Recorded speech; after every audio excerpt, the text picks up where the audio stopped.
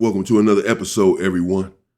This individual here was graped in prison his very first week in prison.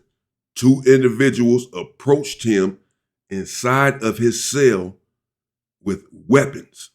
One of the individuals put a knife to his neck and demanded his manhood, in which he rendered it. He has a very deep story, but we're going to begin there. He wrote a book, did time in prison, and he went through some things as a child as well, raped as a child. Ended up in prison, but we'll start there with him going to prison, essentially. Stay free. Like, what is it? And yeah, so they took me back to the county jail. 2 weeks later, I'm on a silver bullet to quarantine in Ionia, Michigan. So straight to adult prison. Well, so they separate them. In Michigan, they had Jackson quarantine was for adults, and Ionia quarantine was for people that were 20 and under. And I was 16. So I went there, and it's all ran by level 4 inmates. When you go there, it's all the old heads that are up there. They come down and they do your orientation. They teach you about prison. So the level 4 inmates are interacting with everybody. And you got to imagine, I'm this skinny white kid with long hair from the country. And you send me to prison, and it's all these black guys and Mexicans from Detroit, Grand Rapids, Lansing, all the big city. I've never seen this in my life. Absolute shock to me. And turns out I could have went to boot camp. Nobody ever told me. What's the shock? Seeing the black guys? That's the first thing he said. You got to imagine, I'm just a little white kid. I go to prison, there's all these black guys. Yeah. And then, of course, these Mexicans, that was a secondary thought. That was just something else to say. Once he realized, he said, it was, these black guys. Okay. And what happened? In lieu of going to do that time, I could have went in here and signed up for SAI boot camp, went and did 90 days in boot camp. My life might have been completely different, but nobody told me that. And so I'm sent here for nonviolent crimes for 2 to 5 years, which I end up doing all 5 for. Right? Do you think going to prison made the future worse for you in the sense where it was going to set you up for that second sentence? 100%. I was a very introverted kid, but I was kind. I was compassionate. I've been in a couple of fights in my life, but nothing. I've never exerted violence. And when they sent me to prison, I was raped the first week I was in prison by 2 guys. So the cell doors open every 15 minutes. During chow lines, the doors are automatic. They open every 5 minutes, the doors open during chow. So you can go to chow and you can come back. And my bunkie had left, and I was tying my shoes, and the doors open, and these 2 dudes come running. And this guy's got a knife that's this massive knife, and they grab me by my throat and they stick it in my throat. I still have a scar on my throat from it. And you know what this is, man. If you scream, if you yell, if you fight, you're done. I'm going to kill you. And I know in the comment section, you're going to get a lot of, I would have rather died. Sure you would have, tough guy. Right? In that moment, what are you going to do? There's nothing you're going to do. And, I just remember the door was opened and closed 3 times, and then they took off. And that was my first moment of real violence in my life. If I don't do something, this is going to be my entire prison life. I'm going to be somebody's bitch. This is what's going to happen. So I grabbed up these little segregation pencils. The pencils they give you in segregation? These tiny little bastards? The golf ones. Yeah. The golf pencils. I grabbed them up. I took my my little black shoestrings out of my shoe, and I wrapped them around. And I had 5 of them. And I went across the hallway when the door opened again, and he's standing across the hall, and I walked over, and I was like, hey, bro, I just want you to know that I'm not going to tell anybody. And he looked at me with this look of, and I just lost it. And I just started stabbing him in the face with these pencils. And he went, and these pencils aren't going to do that much damage, right? But there's a lot of blood because it's ripping the base layer of your flesh off, and there's blood everywhere. And this guy's screaming, and I'm just in this state of rage. And then you hear the keys jingling. I got up, darted across, and of course, as soon as you do that, all the inmates basically are building a wall for you because they're all standing around watching it like, oh. So I was able to slick down, go right back across the hall, back into the cell, pop the shooting pencils into the sink real quick, hit old Igor in the water kicking out, wash all that blood off real quick, like threw the shoestring under the bed, spread the pencils out, and I just laid on my bunk like, I mean, my heart's just beating, shaking. And then you hear the other guy, CO, he's kicking on the door. I need to lock up, man. That guy's going to get me too. Looking back at him like, dude, you're such a broad. 10 minutes later, they've done carted them both off. And I'm just laying there. My bunkie comes back and says, what the hell was that? I don't know how it is in Michigan prison, but I did over 30 years of incarceration, unfortunately, in California prisons. And if someone has the gall to come in there and take your manhood with a big weapon, I don't know about the person just turning around and rolling it up because you stabbed them in the face with a few pencils. Nevertheless, it's his story, and I have to take him at his word for exactly what happened. Either way, I'm sorry that happened to you, brother. I'm sorry that happened to him, that individual came in his cell and put a knife to his neck and did what he did, whatever he did to him. He didn't specify it. We don't need specification. Whatever it was bad. He already said that he was graped by these individuals, or at least by the one individual. He said 2 individuals ran in his cell with the knife. You heard him, put it through his throat, and so forth. He said people in the comment sections people in the comment section are going to say that, oh man, I would have rather have died. You'd have had to kill me. He said, yeah, whatever. But then, he did turn around, of course, in that same breath and say he gathered up 5 pencils, wrapped them up, and stabbed the dude up in the face with the pencils. And then dude ended up leaving.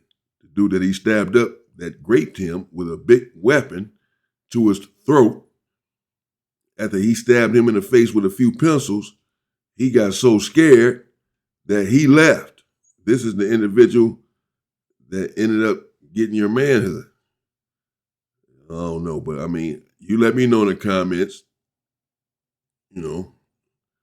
I guess no one really knows what they would do in that situation until they're in that situation, unless you are in that situation. We can all surmise what we would do, but who really knows, I guess. I suppose that's what he is saying. I don't know. You let me know if there's any truth to that, or if you know yourself well enough to know that even in that situation, it would have been a different result, even if it meant you losing your life. I'm going to have to call your bluff then. You go ahead and stab me. If that's the case, you might do it anyway. You might stab me up anyway so that I don't say anything. Go ahead and stab me then if that's what you're going to do. But we about to fight up in here. Okay, so when you got the thing to my throat and you're doing whatever you're doing, you're doing something. You busy. Your pants down, you getting crazy. You busy now. Now I got a chance to do something, man. Nah. But again, I don't know. And I certainly don't want to judge any individual that was in that situation, particularly judge or blame the victim, and understand that he is a victim. Because whenever something like that happens in prison, and it happens, and when it does, the individual on the receiving end has not given his consent. So that's great. And in my mind, that's no different than you doing it to a woman on the street. And when you come to prison for doing this to a woman on the street, you are brutalized, and in many instances, you are killed. because it's so frowned upon. So why is it okay to then do it inside of prison? Because you're still assaulting someone, you're still SAing someone because this individual did not give his consent. You had to put a knife to his throat. What's the difference of you putting a knife to a lady's throat on the street and doing the same thing? What's the difference? There is no difference. So anyone who does this is a despicable human being, and it is rape, it is assault. It makes no difference that the individual is a man. It makes no difference that the individual is an inmate, someone who's incarcerated. This individual is still a human being who did not consent to this, who did not want this to happen to him. So this individual is certainly a victim. I have absolutely no respect for anyone who would do something like this to another human being, because it is great. Understand that.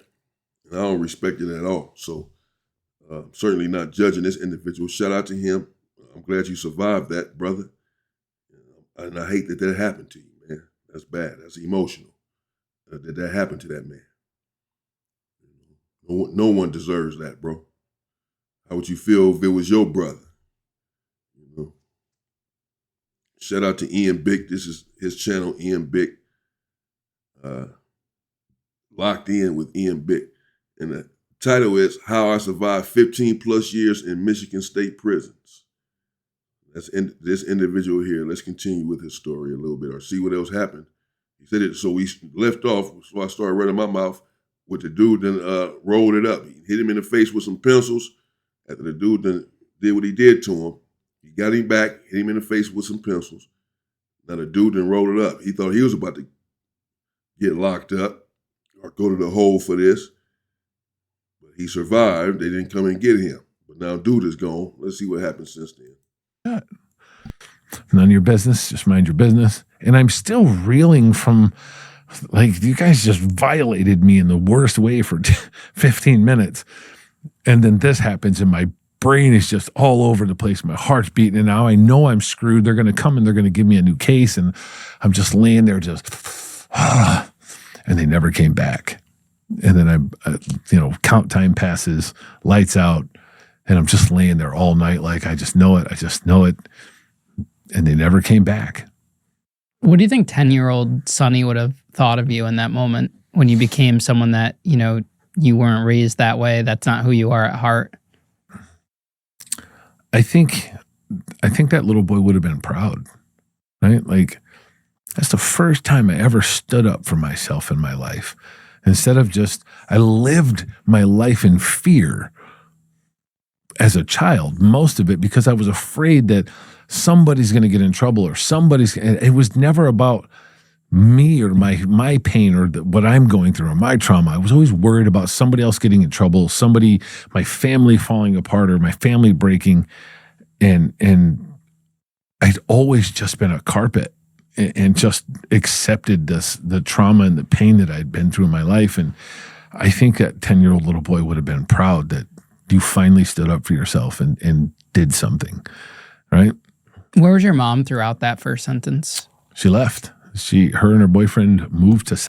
Yeah, I agree. I'm sure that 10-year-old boy would have been proud of you for standing up for yourself, for defending yourself. Because in that sort of situation, if you do not respond, if you do not attack, then you will continue to be a victim. You think the individual was going to stop at that? No. Once he did it the first time and was able to get away with it, once the dude did not fight back and went through with it, then the dude says, okay, now I got you. You're mine. You're mine. You're my girl. For the rest of your time here. You're not going to do nothing. You didn't fight back. Give me all your money. Give me all you're mine. That's how it works. So, he pretty much had to do something. He had to go on the attack, even though it may have been after the fact. Because if you do not, then it's going to happen again. Later on that night, the next night, whatever. He coming back for seconds. So I'm sure he probably felt like, man, let me nip this in the bud right now. Even though I didn't do anything in that moment, whatever his justification is. I didn't have a weapon at that time. He had a big one to my throat. Now I got a little weapon. I can even the score a little bit. Let me go do that. South Carolina, as soon as I went to prison, she came and saw me after I got sentenced. She came and visited me in the county jail and said, me and, I forget his name at this point, a little short Irish guy, but we're moving out of state. We're going to go to South Carolina. And that's it. And I was by myself on my own the whole time throughout prison. Like I had nobody to call, nobody to talk to. Like I have to figure this out on my own. And I got swallowed by gangs really quickly. After that stabbing, like they didn't see what these guys did to me. They just saw me doing that. And so they think that there's this crazy white boy out here to just stab the shit out of these guys. And I'm like, as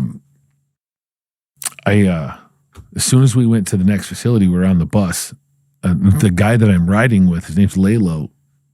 He's going to be my bunkie. We got the itinerary on the bus, and we know that we're going to TCF, and we're going to be bunkies. We're in the same cell.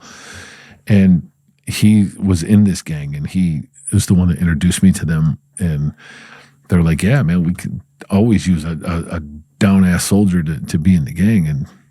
And you got to put in work, right? You want to be a part of this. Here's a knife. There's the opposition. Go prove yourself. Give me that. It's like, I'll do this in a heartbeat. What do you mean? This is going to keep me safe. I went over there and I stabbed the crap out of another guy, and that was it. That became my life. I immediately got swallowed by it, and it was intoxicating, right? For the first time in my life, these people see me. They validate me. I'm a part of this organization. We have the cool hand signs and handshakes, and I'm a part of this. And it was just intoxicating for me. And at the same time, I found protection for myself in being violent. If you... Okay. I mean, I don't know, man. Yeah, it's a bit of an awesome story. But again, I've never been to a prison inside of Michigan. I don't know how it works. He has said in another part of this interview that there is some racial divide there in the Michigan prisons, but for the most part, it's divided up by gangs, or it's the system and the structure there. But to just go over there and stab someone, as he alluded to, that this is what he did in order to join the gang, and that was that. You just went back to your cell again and didn't go to the hole. Anything's possible, but they didn't know of the situation that happened in the other prison. And he said that the other individuals in the other prison didn't know what had happened to them. Normally something like that spreads. The rumor gets out rather rapidly, and everyone pretty much knows what transpired. But in his case, he says the only thing that they know is that he stabbed these individuals, and so they just think he's a crazy wood. They don't know why he stabbed. They don't know what happened to him. They just know that he just came out of his cell and started stabbing people. For what? But either way, I'm glad he's free, and I'm glad he survived this situation. Know that I will stab you. You're not going to mess with me. So I stabbed everybody, right? That was my go-to, was just like, here, I'm not playing with you. And I fell into that really quickly. So I became a shooter for the gang, and that was my life for 5 years. What about drugs or alcohol? Were you exposed to that in there? It's never been a thing in my life. I've never really had access to. I mean, I smoked weed as a kid, tried acid a couple times, didn't do anything. Never was exposed to any hard drugs. Going into prison, I heard about it, but it was just never a thing that I was exposed to. So, do you ever think about the fact that you missed out on, say, going to proms or graduation, things of that during those 5 years, or even while you were living in the moment of that, like you're 17, hey, I could be at prom right now? All the time. I mean, it's because also there's guys that come into prison all the time, right? And they're 17, 18, 19, and you hear their stories as, you walk the yard and you're chopping it up with guys and they're talking about, oh man, I went to prom last year and blah, blah, blah. And it's like, I've never been to a prom. I've never been to dance. I've never been to a homecoming. I don't know what that's like. And of course, you want to know. And I think one of the bad things about locking a young person up for so long is that you don't mature at a normal rate, right? Like I'm like a 44. I mean, I'm 44 now and I'm like a 25-year-old stuck in a 44-year-old's body, right? Like I didn't mature at that rate. And so for me, when you're getting back out, it's like I'm still interested in the things that I would have been interested in as a kid. Like I started a rap metal band when I was 37 years old and was touring the country in a rap metal band. Like who does that in their late 30s? Like, but I guess there's a part that's you didn't get to mature at that rate, right? Where's the support system in there? Counselors, case managers, a kid that young, where is that? That's a fantastic question, Ian. Would love to know that. How do you see this kid that's going through all this and nobody asks a question? No, never once have I been approached by a psychotherapist or somebody in law enforcement or something that was like, something's wrong with this kid. Something's going on. It was never asked, which is why when I met like Jim Cole and these guys, I'm like, I didn't know you existed. Even as I'm 40-some years old, I had no idea that these kind of organizations exist. And that's where Jim and I connected so hard in the beginning. That first Zoom call was, you guys are the heroes that I needed when I was a kid. I didn't know you guys existed. And how do I look back from it now? I can't look away from it now, right? Like I'm fully into this. I mean, the system failed you from the start. 100. Well, yeah, that's what the system does. The system is not designed to rehabilitate. It is designed to fail you. It is set up for recidivism. The system feeds off of incarceration and misery. So their objective is to get you back in prison once they release you from prison, not for you to enter society and become successful. Shout out to this individual. Again, go check it. You can go check out the entire interview on Ian Bick's channel, Locked In with Ian Bick, right there on the microphone. And I've seen some of the interview. I would finish it. I don't know if you guys are, just want to get that part out of the way, but I would go because it seems interesting. He's been through a lot. And again, shout out to this individual, and I'm glad that he's, first of all, free and safe. He's a warrior at the end of the day. I don't know what happened exactly with his situation. That's neither here nor there. Because what is clear is that he is a victim, that he was victimized in there, and that's not cool. I mean, wow.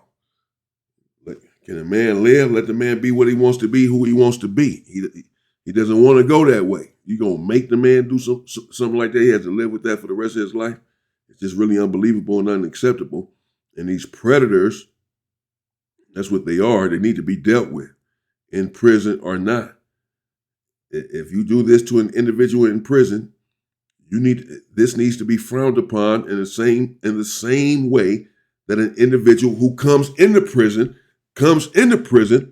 for the same thing on the street, be it a woman, a man, or what have you. This is no different. Putting a knife to someone's neck and forcing them to do something against their will, sexually, something that they do not want to do. That is great. You need the death penalty for that. Whether you do it to him or you do it to someone's mother, understand that the same individuals who would do that to him will do it to your mother. That's how I go. These individuals are sick. There's no difference in their mind, and there's no difference in my mind. If you have the ability to put a knife to his neck and do this, you have the ability to put a knife to anyone's neck or a gun once you're on the street and carry out the same dastardly deed. Shout out to this individual for staying strong. Again, I'm sorry that happened to your brother. I'm glad you're home and doing well. Stay out of prison, man, because it's a sick place. It's a sick situation. Look at what he just went through. They're in prison.